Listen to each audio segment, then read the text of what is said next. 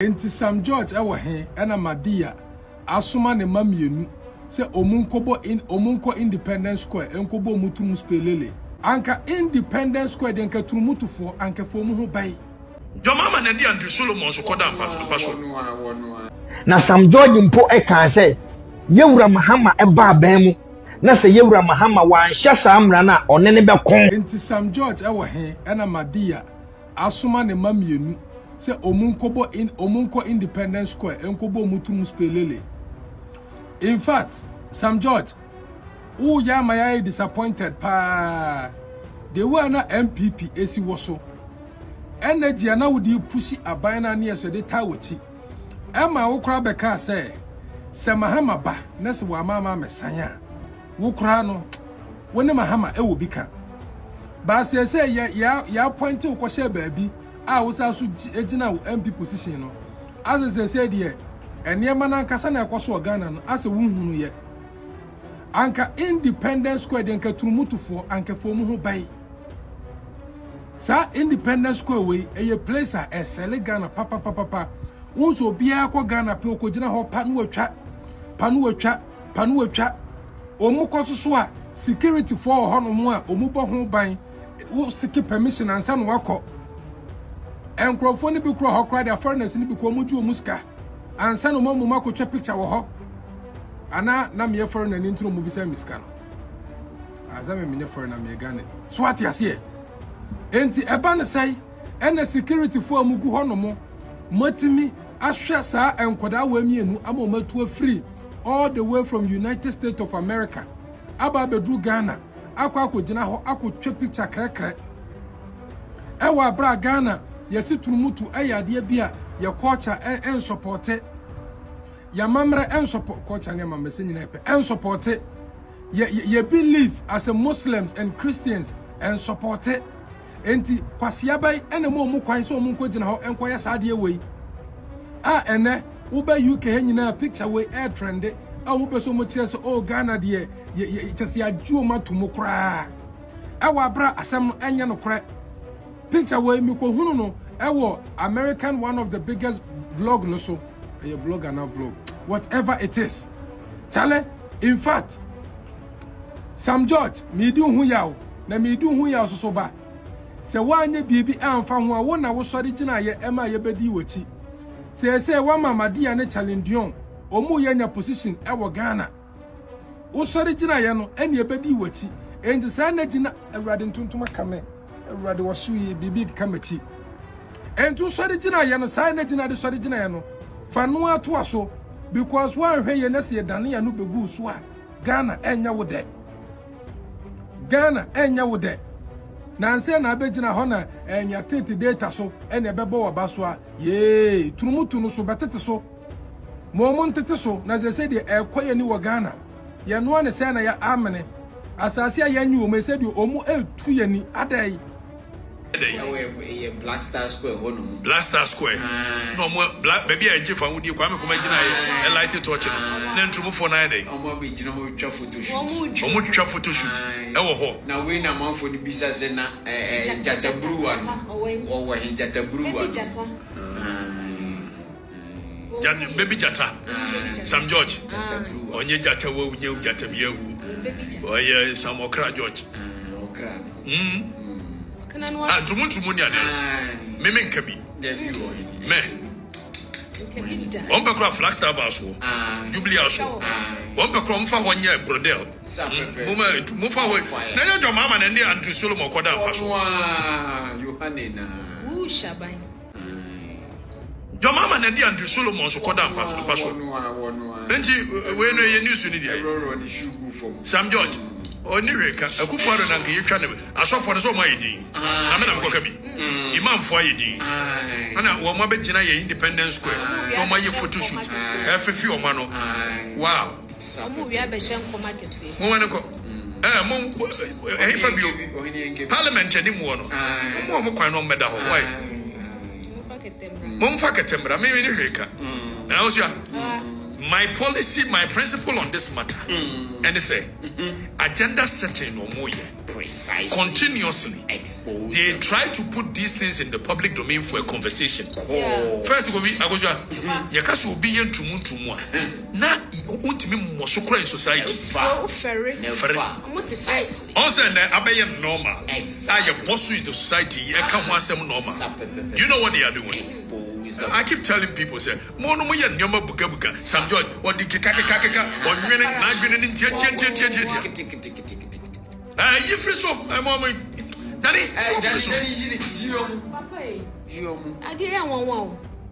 You see?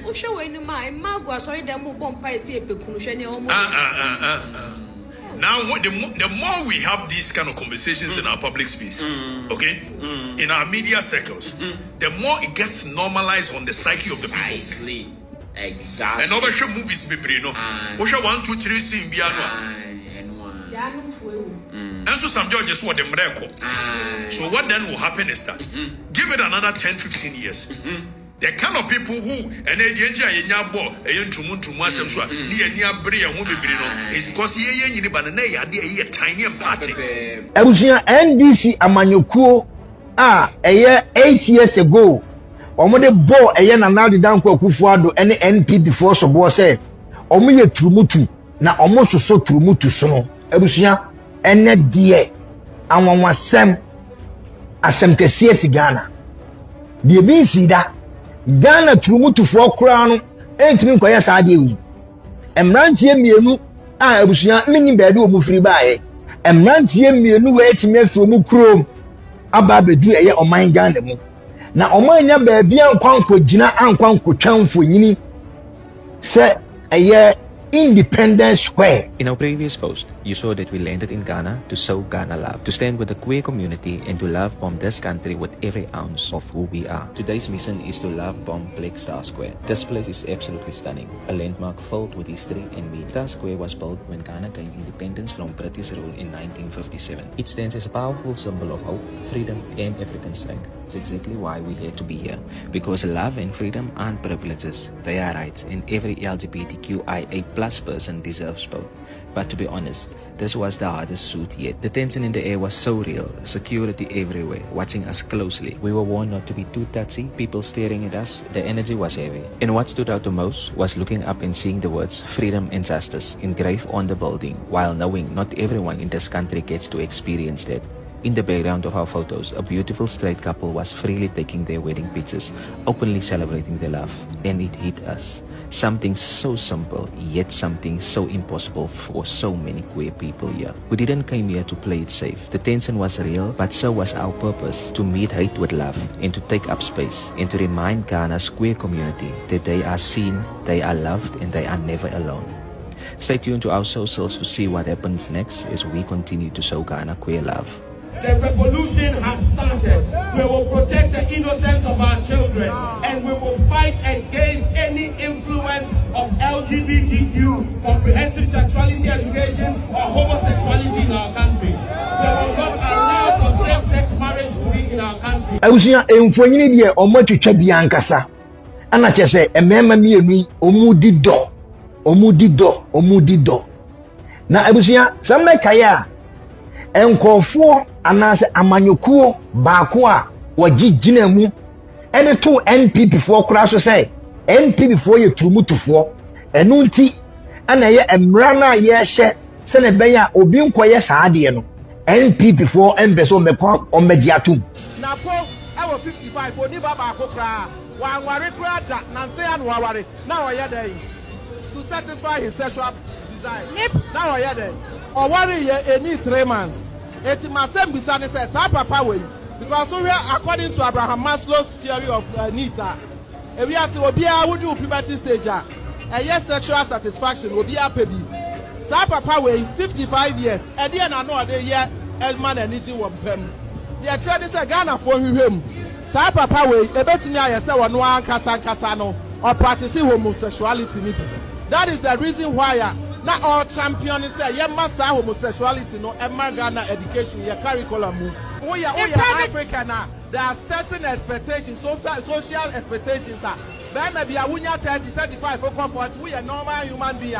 You should be married and have children. Na omodo omonsa ahya samra na se. Na Sam George mpo e kan se yewura Mahama e ba ban mu. Na se yewura Mahama wan hya samra na onene be kon. I mean, if you get a nod, how far would you hope to push it? The president, your candidate, when he was interviewed on the BBC, he said he would now look into what is in that bill. You know, that's a misconception that's been put out. And I listened to that full BBC interview. President Mahama has been clear that he will sign that bill, and he has no option than to sign that bill. President Mahama will know no peace from Sam George until he signs that bill. And he himself has said that to the clergy, that as a Christian, as a member of the Assemblies of God Church, he will sign that bill. Ebusia ebesine esanse aduane ehye omonum esanse omofuru aboma na mpanifo se ye didi a yen kasenti no enne Sam George na owo opposition na waye no so ye jata waye no so na ni ade waye no so ne de sanu ma we de on so no enne Sam George jata no wadano wakra waye din aginamoa on kasa Sam George ebra na NDC for wo position na oposo te se krama ya wabodam no ene Sam George atolimu sanu ma we nyina ekoso. Imagine when we the kind of hypocrisy, the kind of nyachum NDC amanyoko no ye. Imagine say ankasabie we esi yewura na na danko akufuado ene NPP timer akamu hu press conference ahodo anka Sam George ebe na front said yehuru ni trum ebe ba begira kase de atia omampanyini small boy obegina no okasa wa ahomaso kwan so edi dimpanifo atem ebu mpanifo animtia ene Sam George mu nyina yedin NDC fo binum akoma no atum NDC fo bebre omaka oma no atum because oma ban ene woso eti ade bia omukasa di tiaye ewo ye NPP amamu mu bia no ene se ekoso a NDC ni nkasa emfa ho enoma NDC fo ekasa tiaye ebra na NPP fo wa amamu mu ene de eye enoma no mo se enye a omukasa tiaye ene de NDC na aba power ye darling boy yewura Mahama na aba power eti emre bi atwamu na enya ene de eye eti NDC for sabi obia kana no atum ene Ghana ye Independence Square adani gay for edi twamfo nyini etwa eye shooting akese edi do ewo ye Independence Square ebusia enimguasie benes ni wi enimguasie benes ni wi nana pepe ankamene memfa ho ba sabi adua babone na wudua no eno ana ne aso ai wo se wutwa aduaba na wo de share fom ene aso ite wo se wutwa nana pepe ankamemfa ho ba ensama NDC fo binum ede ye propaganda NDC fo bi ekasa di tiaye edi mpanifo atem awo Ghana kuro mu ene Kristofo amu Ghana Kristofo nyaachum Prophet Kofi Oduro nyaachum unhu ye Prophet Kofi Oduro unhu ye medini se unhu so a obeka wano atum because ye nyaachum ebia me kan ene de be kenyaw amu aba be kasa dia fa ho Prophet Kofi Oduro mu nyina te Ghana ekasa tiae se NPP for eso eye turumutu NPP for eso eye gay for so enu nti ana mo mpese o mesa eye saa bill no ene Prophet Kofi Oduro won wa ban no aban na wo ye campaign e de ma wo mo no ene mo de o mama ho kwan ama ye de ye Independence Square hon ye Independence Square won de o mama kwan a ene ye Independence Square o mo de ye me Independence Square o me twamfo nyini wo ho me twa video ho ye wo national security for mpanifo a mo tetete ho ye wo eye enkofo o mo te ho a o mo bo ho ban se wo tu drone kura na o mutimi ba be catch o say ye ntu drone e wa ha me o match me drone da baby a Ghana ni a se bi me nye gay me twa video na me shoot keke e dia promote Ghana ebusia me kodru no o mo say o mo ma me ho kwan ma me ntu drone because ɛhɔ yɛ security zone yate baabi a yɛ security zone no ana mama ho kwan ama nkɔɔfo mu yɛ gay ɛgyina hɔ te pɔnkɔ so etwetwa pictures. The tension in the air was so real, security everywhere, watching us closely. We were warned not to be too touchy, people staring at us, the energy was heavy. And what stood out the most was looking up and seeing the words freedom and justice. Baby, a security zone, no, ana mama ho kwan, ama nkɔɔfo mu yɛ gay, ɛgyina hɔ te pɔnkɔ so etwetwa pictures. Even dogs, need to. Prophet Kofi Oduro wakana no atum.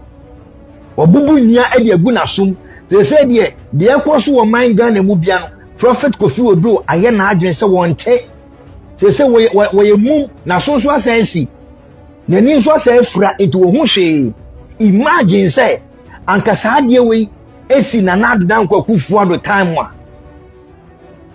imagine say anka saade we esi na nadodan kwakufu ado time anka Kofi Oduro beba betiantima ba be ye tie Omaya emu mpanifo esoso turumutu so anka sei ene nsama anka wene nsama Kofi Oduro anka obeba beka samunchie omaya wososo turumutu so ene de Kofi Oduro wan ban na aba power enti waka wano atum wan ban na aba power enti waka wano atum eye Kofi okire daako KOD won so posti yo u posti ye ebusa nyansa questions. But essence say NDC for penny for binum omamu appointment na sebi omu say de otro no ene de wo post e begu aban na nimu ase no empofiri mo na omo frɛ say abrantie yi de wa post ni free ho entempa na ana KOD Kofi wo kire da ko KOD oko delete sa post we but KOD onya smart onya fast Facebook no so no so di bibi to na wo delete a yen sa Canada etino eni kwanza nka wo ha wo se wo delete because the moment we hear why say wo delete no ye na edin kan a download the ato the screenshot na ato dada edie menti ana KOD uko delete ye KOD ubusa nyansa question but as I say pressure call from above yama wo appointment na aduane hye wo num nti e wo se wo kan wa no tum te se eye your friend say Kofi Oduro e wo se wo kan wa no tum te se eye your friend say Sam George e wo se wo kan wa no tum te se eye Captain Smart etino KOD and empofrim wona ana okọ ye no ko delete ye on pen ho asem because when delete a one sha ye beje eye na appointment na free nsem into ko delete ye but o delete ye no ye wo screenshot no wo edie be ntina wo delete ye mo nim guase mo enim guase a atomo mo anamo na mo siese mo so turumutu so na NPP amanyekuo no NPP baomia na na dedan ko Akufo-Addo omo ye turumutufo na po eye turumutu Kevin Taylor betra social media so ejina sanse we so edi na patem Kevin Taylor ejina sanse we so eye so many videos edi eye na patem se na po ye turumutu NPP for ye turumutu enu ntino mo mbe so mbe sign no ene mo party na aba ba mu hwede ekoso ewo ye Independence Square hwede ekoso ewo eye Independence Square mona mo se mo nso turumutu so no ade tina mo ba ye mo nko sign yompo dia anka eye Parliament House no mo majority enti mo hia se mo be kwa akoto so aba o sibia mo di levy eba no mo fa kontinu ase entempa na moko sign emanu be ye mra no ade ntina eye LGBTQ++ ne de keke ka ho no emra no mo nko sign ene Captain Smart waye na num se kwakuo Captain Smart akana nanim asim Captain Smart akana nanim asim akana no atum nyaatwem the fly ma ne party na aba power it won kasa Bampanin toto te samo mupa munye this stupidity I swear on the last drop of my blood and it come bomb tuo Captain Smart. We will march the youth to parliament and we will deal with all of you. Trust my words this morning. Listen, let me sign this and let me say this. Try that rubbish. And me, I will lead the youth to parliament. Captain Smart. The king And then get your morning bullets show. ready. I am willing to die for this country. You will believe me in this country. Me come be here. Me come in and everyone so from. Captain Smart. The king of morning show. Ah! Come over, pomu. Mo pamu ye mema. Mo ji trumu be me di be ma to. Entum wo krom ha. Ko be wo say captain wa boda mampa. Imagine say anka wey esi na nad down Kwakufu at the time anka Captain Smart anope tututu nanka we sinani na ne tawo gunukom we twetwa bi eba be keka bi di akire ye o mampanyini we twetwa bi eba be keka bi e di akire o mampanyini ene omu nyina akoma no atu Kwaku atenga and na left or ba left anka Kwaku atenga betina YouTube aba betina eye Facebook ene TikTok aba be keka nkwase asem se mususembe na ebeyi waye ne na left anko beba be keka nkwase asem egina na adedan Kwakufu ado atem owi a no asaka e de apiso se mekasa e kire eye badwenba Mr. Badwenba brabonte ne bra be kire wa adwene ebi aba nya atwomfo NDC nya atwomfo ene mo monim guase Ghana fo nyina hu su ene mo ban Ghana fo nyina hu se mo nka no kre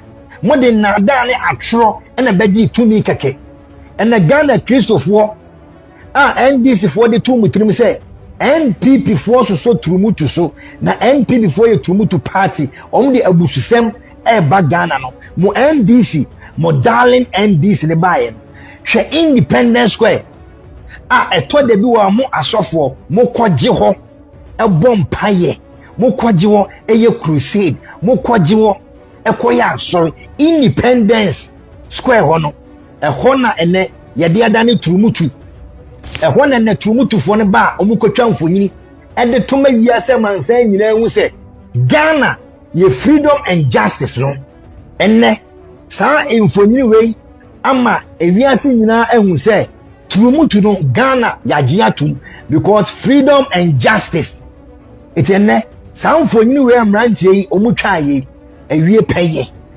a message a big message and omo cut across the world say ena oba Ghana yaji turumutu atum because Ghana no ye coat of arms no ya chiro ho say freedom and justice it is said omo manya freedom no and omo say nya justice aka ho say oye gay ni a untimi fa ho sanka no untimi nya ne hwe obetimi aye ni gay sem obetimi aye ni turumutu sem and Ghana because freedom and justice more message na boys way omode akwa wiase more message must spread it to the world to say Ghana officially samranti we patch say Ghana yaji gay atum okuje to abrokwa so won e de be na wo kan de afa ho Sam George de wo ye nya atwom eye nipa bia won kan no kore ene mo manim guase Ghana Christopher NDC for the shame mu e de shame tim se NP before ye tumu to party no ene e de be na mo ka de afa ho opambo Ebenezer wo de ensamfo bia NDC be ye bia no wo de also support no mejiri sa opambo Ebenezer miame wo fa eno mejiri sa opambo Ebenezer we so be support ana so wo de wo say abampapa na aba enti ade bia NDC fo eye anasa ade bia asi ewoye oman Ghana mu NDC time so bia eye papa enti opambo miame wo fa Ebenezer prophet 1 ade be na wo kan dia fa ho ebesine eye LGBTQ bill no yewura Mahama ne NDC fo say omura fi enkofo wi no mo ma eye na na de Kwakufu ado pressure omo bona na de Kwakufu ado pressure se na na de Kwakufu ado one sign no naka ya adwene ye se ankomo do mo ba anka ndi na otwe mienu mpo ankom be sign Sam George ekai se omo de se Ghana fo Christopher ehwe Ghana fo nkremofo ehwe na omo to aba edema eye wo mo a omo ba enteki eye 1 month ain't take 1 week or me sign. You could see saying a radio station with you. You could see saying and this for at the 2 a year rubber so say you rubber ain't cassent tiaye. It you know or more patches say you rubber a support it and cremoni our support a year to mutu almost share that at the 2 year rubber so say you rubber a support it. It in cremofo wa Ghana in a monto abentia a year rubber because when you cremonia also so adia a haram. And my yen cremofo jina so koto aba. As making na ye rabaumia akase de tia. Na ye rabaumia wakasa e de tia. Sa ono no de on support it. By change na kind.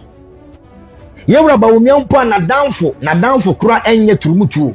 By your man penyini say na danfo ba akwa allege. Yes na danfo ba akwa e turumutu. Allege. As ye rabaumia na danfo bi enye turumutu. Woni eye adamfo bi o etumutu enso mo hye da de to no so nya atwungana fo nkremofo nya atwungana kristofo ebinom e de to no so to abade tia.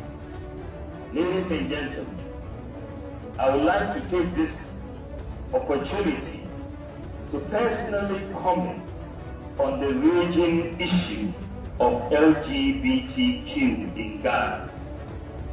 First of all, it is important to note that our cultural and societal norms and values as Ghanaians frown on the practice of homosexuality. Furthermore, as a Muslim, my view on this matter aligns with the position of my religious faith. Allahu Akbar! Allahu Akbar! The Holy Quran is replete with verses frowning on LGBTQ acts, including same-sex marriages. My faith is therefore very strictly against the practice of homosexuality.